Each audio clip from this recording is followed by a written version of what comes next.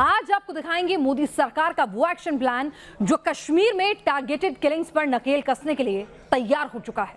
और इस प्लान में अहम कड़ी साबित होने वाला है गृह मंत्री अमित शाह का कश्मीर दौरा। अमित शाह शनिवार को कश्मीर जाएंगे, जहां वो घाटी के हालात को लेकर बड़ी बैठकों में शामिल होंगे। दूसरी तरफ ग्राउंड पर टारगेटेड किलिंग्स के इस पूरे रैकेट पर नकेल कसी जा रही है। किस तरह कश्मीर में पाकिस्तान के हाइब्रिड आतंक का फन कुचलने की कवायद जारी है, देखिए news nation reporter Rahul Dabas की ये एक्सक्लूसिव रिपोर्ट।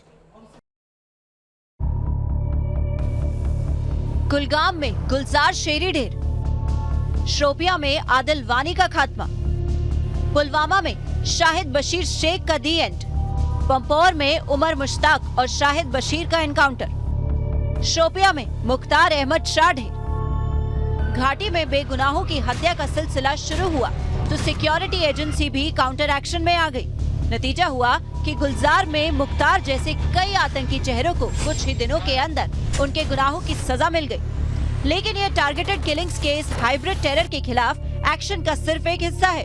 आज न्यूज नेशन आपको बताएगा वो ब्लूप्रिंट जिसका मकसद है टेरर को टारगेट करना। टूल किट वाली साजिश। न्यूज नेशन को सूत्रों से मिली एक्सक्लूसिव जानकारी के मुताबिक घाटी में टारगेटेड किलिंग्स का सिलसिला अचानक शुरू नहीं हुआ, बल्कि इस साजिश का आगाज पिछले साल दिसंबर में ही हो गया था। और इस साजिश की जड़ में था हाफिज सईद का लश्कर-ए-तैयबा।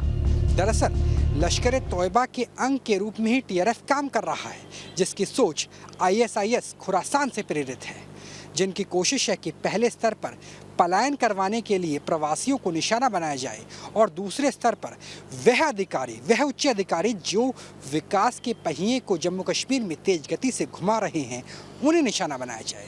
लेकिन भारत सरकार ने भी ब्लूप्रिंट तैयार कर लिया है। संकल्पना हो चुकी है कि इस बार जम्मू कश्मीर से पलायन तो होगा, लेकिन प्रवासियों का नहीं बल्कि आतंकवादियों का। टूल किट की साजिश का खुलासा होते ही इंटेलिजेंस समेत जम्मू कश्मीर पुलिस हरकत में आई और इस टूल किट से जुड़े एक एक सुराग को खंगाला गया।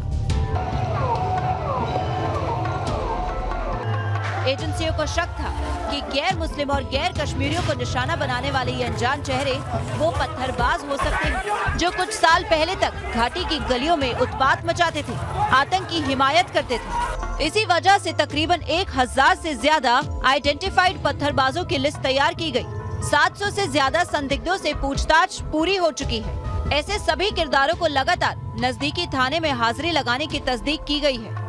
साथ ही इलेक्ट्रॉनिक और डिजिटल सर्विलांस के जरिए उन लोगों पर भी नजर रखी जा रही है जिन्होंने अपने कंप्यूटर या मोबाइल से टेरर टूल किट को शेयर किया था। फाइनल प्रहार की तैयारी।